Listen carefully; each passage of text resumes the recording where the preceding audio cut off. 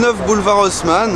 Nous sommes toujours devant le siège de la Société Générale, aujourd'hui jeudi 8 août. Et aujourd'hui Farida Belgoul est venue voir Bruno Boulevcade. Donc est-ce que vous pourriez nous dire un petit mot, Farida? Bien, écoutez, cela fait plusieurs semaines que je connais l'histoire de Bruno. Et cette histoire, je l'ai apprise sur le net, puisque dans les médias ordinaires, bien évidemment, on n'est pas du tout informé de la réalité des combats et des luttes et des résistances qui se mènent en France. Et j'ai eu le bonheur de connaître Bruno lors de la remise des quenelles au mois de juin dernier. Je l'ai rencontré et je m'étais promise de venir le soutenir aux abords de la Société Générale qui l'a ruiné. Et qui l'a ruiné, je dirais, de manière emblématique, puisque en fait cette banque n'a pas seulement ruiné Bruno, elle a ruiné de nombreux chefs d'entreprise qui malheureusement aujourd'hui sont dans un état de faiblesse.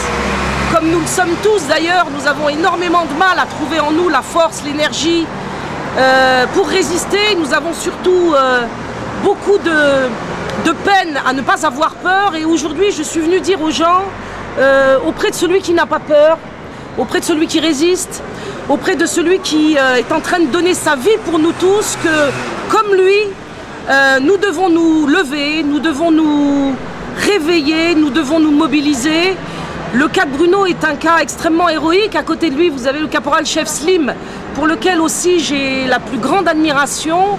Et cette histoire de Bruno avec la Société Générale, qui a été une histoire finalement d'escroquerie, puisque l'État est compromis aujourd'hui, l'État français est compromis par l'intermédiaire de la société Oseo, est une affaire qui est nationale et qui nous demande à tous, chacun dans notre vie, de prendre conscience que les banques aujourd'hui nous tiennent en otage et nous volent pour financer un système qui nous a tous transformés et nous transformera de plus en plus en esclaves.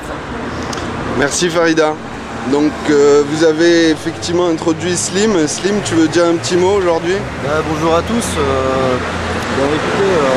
Aujourd'hui pour moi c'est un jour symbolique, hein, c'est le jour de l'Aïd. Et en ce jour où normalement on est en famille, voilà, entouré des siens, des gens qu'on aime, je suis venu parce que j'ai toujours une pensée moi pour Bruno, une pensée toujours émue, c'est de l'affect. Voilà, il est là, toujours debout, hein, donc sa famille n'est pas là, il est loin des siens. J'ai une pensée pour lui, faut se battre, faut continuer à... Il est emblématique, on a la chance d'avoir Farida qui aujourd'hui s'est déplacée pour nous. Donc aujourd'hui, c'est clair qu'il y a un front de résistance qui est en train de s'ouvrir dans ce pays, parce qu'on voit bien qu'il y a des choses inadmissibles qui sont en train de se produire. On continue à nous prendre pour des cons, hein. Faut appeler un chat. Je ne laisserai pas Bruno crever devant la banque, donc je tiens, moi, à chaque fois que je le peux, venir me déplacer et lui apporter mon soutien. Tous les jours, je vois de nouvelles personnes qui rejoignent le combat et qui viennent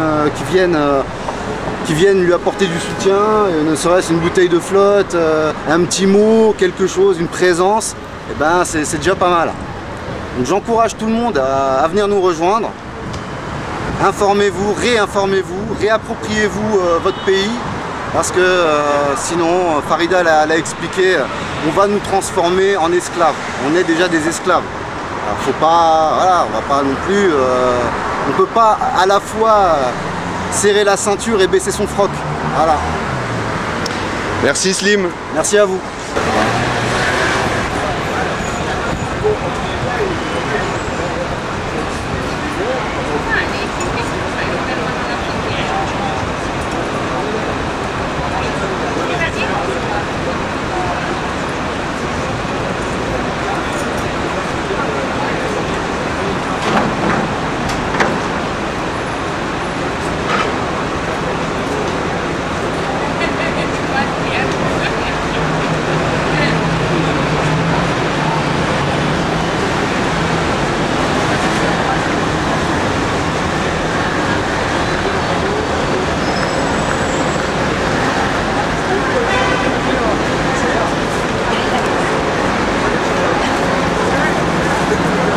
Allez Bruno, c'est fini, ils ont fermé.